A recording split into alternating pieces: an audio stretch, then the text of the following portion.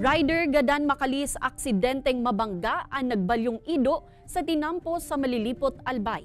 Uya ang report ni Rosie Nieva. Gadanan sarong rider makalihis aksidenteng mabudalan ang nagbalyong ido sa parte kan Patio San Jose, Malilipot, Albay. Binisuan rider na si Roberto Sakayan, 46 anyos, na residente kan Banwa aning Bakakay.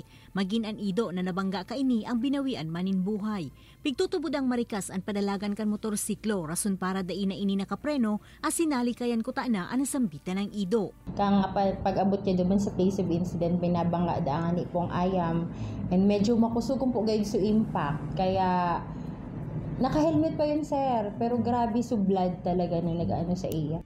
Mautman kan pamilya kan biktima na masusugan may sadiri kan ido nga ni maski papano mahagadanin danin tabang huli sa nangyari. Pinurbaran man kan pulisya na hanapon ang may sadiri kan ido, alagad mayo na subuot nagtutuga sa mga residente sa lugar. Nangapodan po ako kung sisay may ang kansadiri katong ayam na naging dahilan kang pagka-aksidente kan sa Kuyang Bayaw.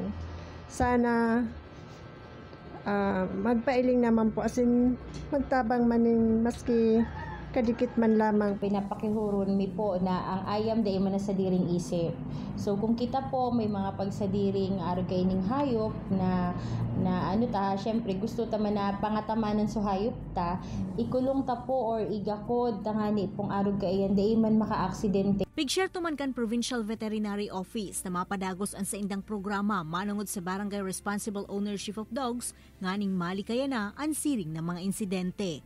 Ini si Rosie Nieva, Balitang Bicolanja.